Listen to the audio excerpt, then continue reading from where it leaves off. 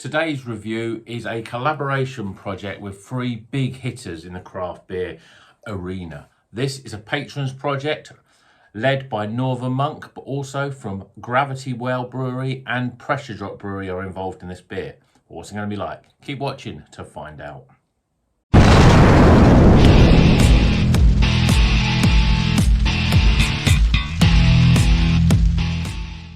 Welcome back to Rocker's Beer Review. Today we're reviewing a beer that I always get excited about these beers because it's a patrons project beer. Great looking artwork here, and there's a lot to sort of digest with this beer just before we've even opened the can. So as I said in the intro, this is a Northern Monk led, obviously patrons projects of Northern Monk, but it's in collaboration with Gravity Well and Pressure Drop, two very good breweries. Gravity Well, I've only had a few from them, but in a recent review was a very good beer. Pressure Drop, again, you know, it's pretty consistent, and they make great New England IPA, seems to be their thing. So these are a great brewery. Both Gravity Well and Pressure Drop are based in London, Northern Monk obviously up in Leeds. It's called Fort Bubble, and there's obviously got also the artist here is also a collaborator. So with all the patrons projects, you get this little peel off and you get loads of information in here. Lots of, you can get to see the artwork in its full glory here. But yeah, Gravity Well, Pressure Drop. Fort Bubble is UK's biggest comic art festival, and that's what it's called. And then it's Shahjan Raj is a self-employed artist, and he's the man who did the art from here. And just when you think, well, you know, there's a lot of interesting stuff in the background, you know, in terms of who's part of who's brewed it, the collaborations, etc., etc. When you actually read what's in it, it's even more interesting because although this is a double dry hopped IPA, we've had many double drop IPAs, comes in at 7%, good, quite a high level for an IPA. But the hops in it, we've got Idaho 7, Nelson Sauvin, Muteca, Racal, Nectaron, and Citra Cryo. So there's a lot of New Zealand hops in there, but there's also Idaho 7 and Citra Cryo. So I'm really looking forward to it. So let's crack it open. Let's put the cover back in a nice smooth way. Yeah, it always fits on well. We should have more breweries should be doing can stuff like this, can wraps. Well, let's get this beer in a glass and see what it's all about. Is it going to be as good as the patrons projects are? I mean, they always are a little bit a step above a lot of other beers. I poured it pretty well today as well. I'm quite surprised at that. Beer in a glass. It's a lovely yellowy custard colour. We've got literally a sliver finger, just under half a finger even, of a sort of pretty sort of frothy, yeah, pretty much frothy, bubbly sort of head. Not compact at all, but it's a lovely looking colour. And already I'm getting the aromas just as I've opened the can. But let's get close in. Yeah, I mean, there's lots of the usual stuff. You've got mango and peach, very sort of big in the aroma. There's a slight sort of spring onion aroma as well. And there's that sort of grapey, melony sort of thing from the New Zealand hops. It smells really good. It's got all the sort of tropicalness as well as all that sort of New Zealand fresh sort of grape, melon, gooseberry sort of aroma. Let's get tucked in. Cheers, everyone.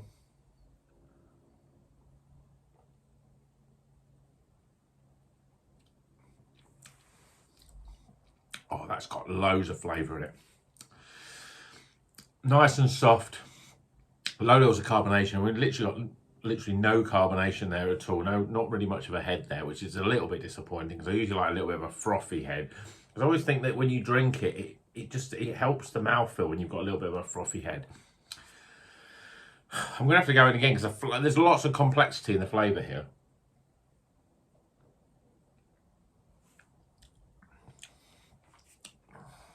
Peach, mango, then it sort of develops into a sort of mismatch of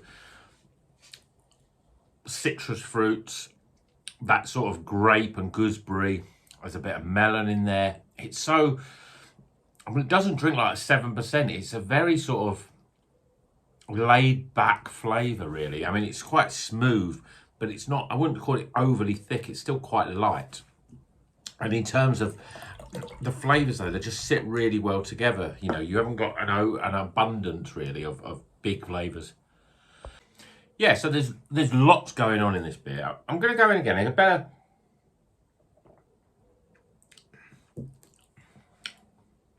It's one of those beers, we get a lot of beers, certainly recently, but, you know, on this channel a lot because, I like New England IPAs. I like New Zealand hops. This has got that real sort of thing that you don't usually get, in the fact that it's got a lot of that sort of tropical mango, stone fruit, apricot sort of flavours, peach, orange, passion fruit on the front end. And a lot of the New Zealand sort of flavours are very much in the background. There is that sort of, there's a little bit of sweetness. In fact, there's more sweetness in this beer than a lot. That gives a sort of, maybe that's the sort of, maybe it's like a slight caramel malt or something, and it just gives that sweetness.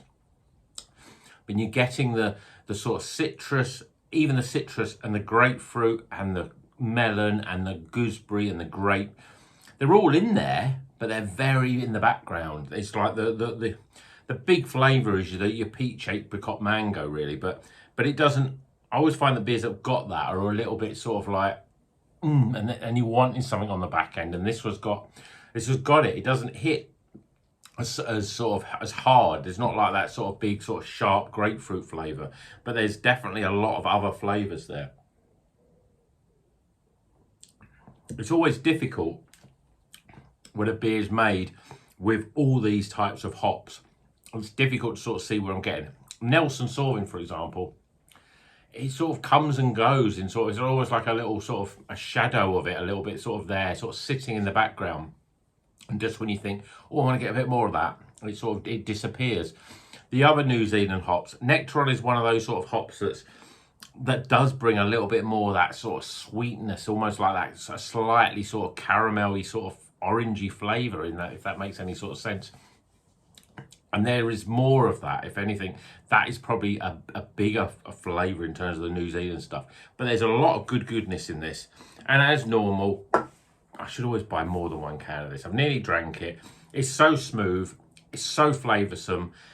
It is, to me, Patrons Projects are, you know, the master beer. It's the top echelon of craft beer, I think. You know, yes, you can take your sort of, you know, your Pollys and your Dayers, your Verdants, you know, the other newbies on the block, Rivingtons and your Beaks and people like that. But there's something about the Patrons Project is that, you know, they've gone there and said, well, let's make a craft beer today, but let's try and make it an extra special, as if it was the last craft beer we're ever going to make in our lives. And that's what Patrons Projects means to me. That there's something about them. It just goes a step higher. There's just a little bit more thought, a little bit more complexity in the whole bit in the beers that they make. And it's really, really incredible. If Patrons Project was a sort of separate sort of brand, it probably would be my top brand of craft beer. But it's pretty good. Let's get some scores.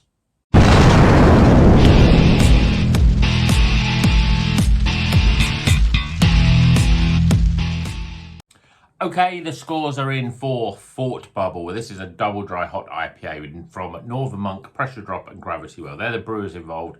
And then there's an artist who's done this, and this is Sajan Raj. I think that's how you pronounce it. It's a Double Dry Hopped IPA, 7%. We've got lots of hops. Idaho 7, Nelson Sauvin, Muteca, Rakau, Nectaron, Citra Cryo. A great, huge amounts of different hops, and you are getting all of those sort of flavours in there. If some are a bit more dominant than others. I did say it's a good beer. Actually, I think it's a great beer. It's up there with the Patrons Projects, and the scores I think showcase that. So firstly, it was aroma. Well, as soon as I popped it open, poured it, I could smell it until I got close. And to be honest, you know, I'm suffering a bit from hay fever today. My aroma and sort of qualities is not as good, but this cuts right through it with lots of stone fruit goodness of peaches and apricots and mango. There's a little bit of a savoury note. And it's almost like you're picking up the savoury notes that you sometimes get with the New Zealand hops more than the actual grape and those other sort of melon and gooseberry. But there is a little bit of gooseberry in there. There's citrus fruits. There's grapefruit. There's a sweetness as well. Passion fruit. Lots of tropicalness, really. But there's something else in there. And you get more of that when you get into the flavour. But I think it's incredible aroma. There's lots going on. 15 for aroma.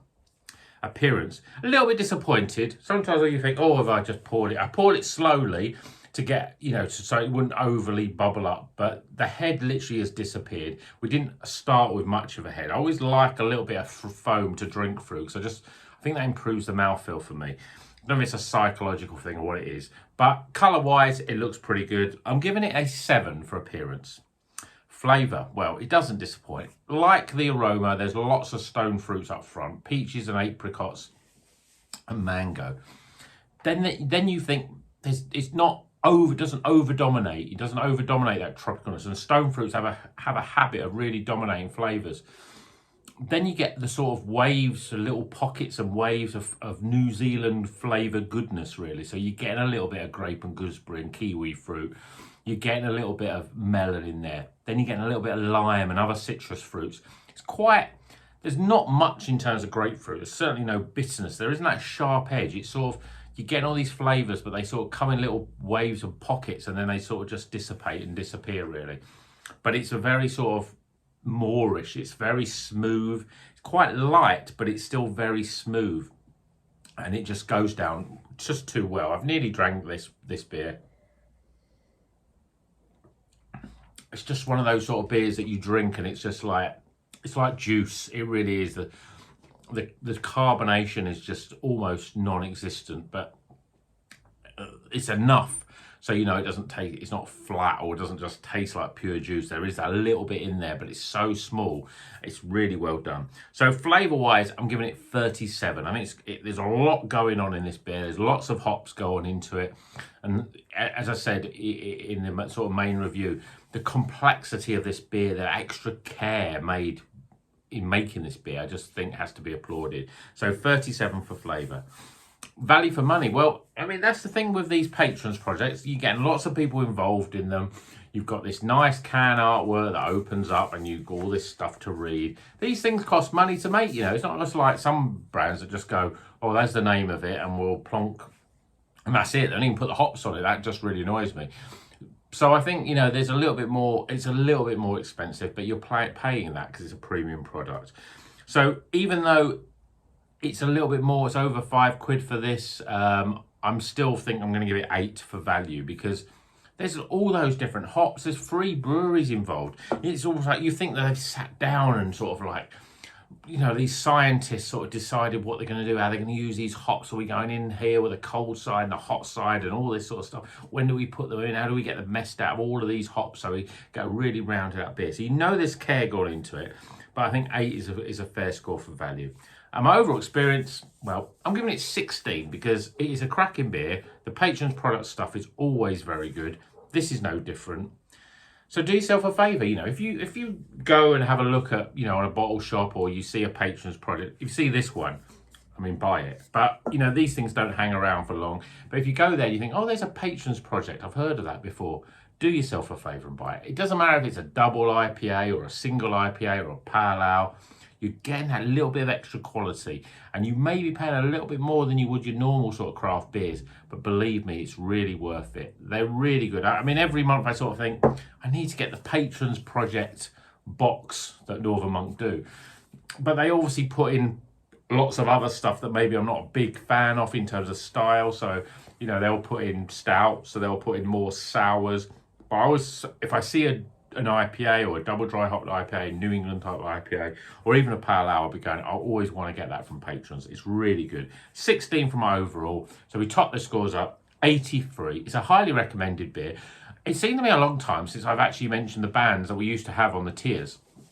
So if you're new to the channel and you haven't heard those, so when I started the channel, I wanted to have the tiers, and the top tier, which was 90 plus, is the Van Halen of beers. It's a rock and roll party on your tongue. That's why anything over 90 is a Van Halen of beers. If you're between 80 and 90, highly recommended, then you're the Iron Maiden of beers. You're the heaviest of heavy metal. And this is what this is. 83 is the heaviest of heavy metal. It's a great, if you're looking at heavy metal, which is the best band? Iron Maiden, of course. So if the beer scores between 70 and 80, it's the Whitesnake of beers. It's a great band, Whitesnake, but they're the sort of beers you're going to slide in slow and easy. That's your recommended. Anything over 70 is recommended. Over 80, highly recommended. 90, star beers, really top beers. If you're going under 70, between 60 and 70, then you're the Bon Jovi. You're a little bit bland, you're a little bit corporate. you're a little bit not quite that good anymore. So that's your Bon Jovial beers. And then if you're under 60, 50 to 60, we don't have many of the beers that are that bad, but we have had a few. Then you're the Coldplay of beers. I mean, how boring can you be if you're the Coldplay of beers? You don't want to be a Coldplay of beers. So that's just my scoring. So you can see that on my channel, but I don't always say this. And this is the Iron Maiden. It's a great beer. It's a beer that I've nearly finished. Sometimes you know, I drink a beer like this and I think I should have just drank it on my own and not reviewed it because it's so good. You know, it's a very, very good beer. And 83, highly recommended. It's worth buying. So if you see this, Fort Bubble, give it a go. Quite distinctive. But as I said, patrons projects, always buy them if you can because they're always very good. Hope you've enjoyed this video. I've gone on far too long this time. I say that in like most of my videos these days. But I hope you've enjoyed it and I hope you keep on rocking as you should always do. Goodbye.